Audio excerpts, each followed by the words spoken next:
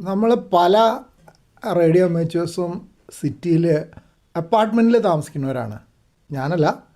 അപ്പോൾ ഈ അപ്പാർട്ട്മെൻറ്റിൽ പലപ്പോഴും എന്താണെന്ന് വെച്ചാൽ ടെറസിലേക്കുള്ള ആക്സസ് ലിമിറ്റഡ് ആണ്. പിന്നെ ആൻറ്റന കേബിൾ കൊണ്ടുവന്നതിനും റെസ്ട്രിക്ഷൻ ഉണ്ടാവും. അപ്പോൾ ഇപ്പോൾ ഒരു ടെറസിൽ ഒരു കേബിൾ മാത്രമേ റൂമിലേക്ക് കൊണ്ടുവരാൻ പറ്റുമെന്ന് വിചാരിക്കാം. അങ്ങനെയാണെങ്കിൽ വേണ്ടി വരുന്നൊരു കാര്യമാണ് ആൻറ്റന സ്വിച്ചിങ്. ടെറസിലിപ്പോൾ 2 ആൻറ്റന 3 ആൻറ്റന വയ്ക്കാൻ സൗകര്യം കിട്ടിയിട്ടുണ്ടെങ്കിൽ അത് തമ്മിൽ സ്വിച്ച് ചെയ്യേണ്ടി വരും. എനിക്ക് അതുപോലൊരു സാഹചര്യം ഉണ്ട്. എൻ്റെ ഒരു ചെറിയ ടെറസാണ്. അവിടെ കഷ്ടിച്ച് 2-3 ആൻറ്റനയൊക്കെ വെക്കാൻ പറ്റും. പക്ഷേ കുറേ കേബിൾ വീടിനകത്തേക്ക് കൊണ്ടുവരാൻ കുറച്ച് ബുദ്ധിമുട്ടുള്ളൊരവസ്ഥയാണ്.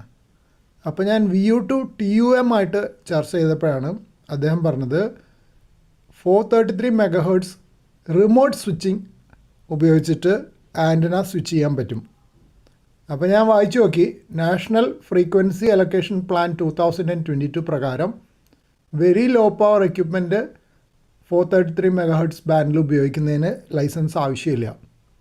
അതുകൊണ്ട് തന്നെയാണ് റിമോട്ട് കൺട്രോൾ ഡിവൈസസ്, ലൈറ്റുകൾ, മോട്ടർ, ഗേറ്റ് തുറക്കാനുള്ള motor, security system, home automation മുതലായവയ്ക്ക് ഈ 433 MHz സ്വിച്ചിങ് ഉപയോഗിക്കുന്നുണ്ട്. അപ്പോൾ ഞാൻ നെറ്റിൽ നോക്കിയപ്പോൾ കുറേ ഡിവൈസസ് ഓൺലൈൻ വാങ്ങാൻ കിട്ടും. അപ്പോൾ വെറുതെ ഒരു അറിയാൻ വേണ്ടിയിട്ട് ഇവിടെ അടുത്തുള്ള ഒരു കടയിൽ ഞാൻ വിളിച്ച് ചോദിച്ചു. ഞാൻ സാധാരണ മറ്റ് സാധനങ്ങളൊക്കെ ഇലക്ട്രോണിക് ചെറിയ സാധനങ്ങളൊക്കെ വാങ്ങിക്കുന്ന ഒരു കടയുണ്ട്. ആ കടയിൽ ചോദിച്ചപ്പോൾ അവിടെ ഒരു പീസ് ഉണ്ട് 433 MHz സ്വിച്ചിങ്ങിൻ്റെ. അപ്പോൾ വേഗം പോയി അത് വാങ്ങിച്ചു കൊണ്ടുവന്നു. അതാണ് ഈ കാണുന്നത്. കടയിൽ ചെന്നപ്പോൾ അദ്ദേഹം അവിടെ അതിൽ പവർ കണക്ട് ചെയ്തിട്ട് അതിൻ്റെ റിമോട്ട് വർക്കേജ് കാണിച്ചു. റിമോട്ട് വർക്ക് ചെയ്യുമ്പോൾ അതിൽ ഒരു ചുവന്ന LED ഉണ്ട്, അത് കത്തുന്നതൊക്കെ കാണിച്ചു തന്നു. പിന്നെ ഈ 433 MHz റിമോട്ടിൻ്റെ പ്രത്യേകത എന്ന് പറഞ്ഞു കഴിഞ്ഞാൽ നമ്മുടെ സാധാരണ വീട്ടിൽ TVക്കൊക്കെ ഉപയോഗിക്കുന്ന ഇൻഫ്രാറെഡ് റിമോട്ടാണ്. അപ്പോൾ അത് ചുമരിൻ്റെ ഉള്ളിൽ കൂടി ഒന്നും അപ്പുറത്തേക്ക് പോവില്ല. അപ്പോൾ ഇത് താഴെ നമ്മൾ ഷാക്കിൽ നിന്നിട്ട് റിമോട്ട് ഉപയോഗിച്ചാൽ ടെറസിൻ്റെ മുകളിൽ എത്തുന്നതാണ് പറയപ്പെടുന്നത്. ഞാൻ പരീക്ഷിച്ച് നോക്കിയിട്ടില്ല. ഇനി അത് പരീക്ഷിച്ച് നോക്കണം. പക്ഷേ അതിന് മുമ്പ് ഞാൻ വിചാരിച്ച ഒരു കാര്യം ചെയ്തു നോക്കണം.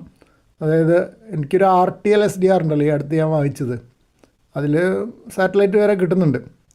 അപ്പോൾ ഇത് ഉപയോഗിച്ചിട്ട് ഇതിൻ്റെ റിമോട്ട് ഓൺ ആക്കുമ്പോൾ അതിൽ 433 MHz ഡിസ്പ്ലേ വരുന്നുണ്ടോ, അതായത് വാട്ടർഫാൾ ഡിസ്പ്ലേയിൽ എന്തെങ്കിലും സിഗ്നൽ കിട്ടുന്നുണ്ടോ എന്ന് നോക്കണം. അതാണ് അടുത്ത പ്ലാൻ.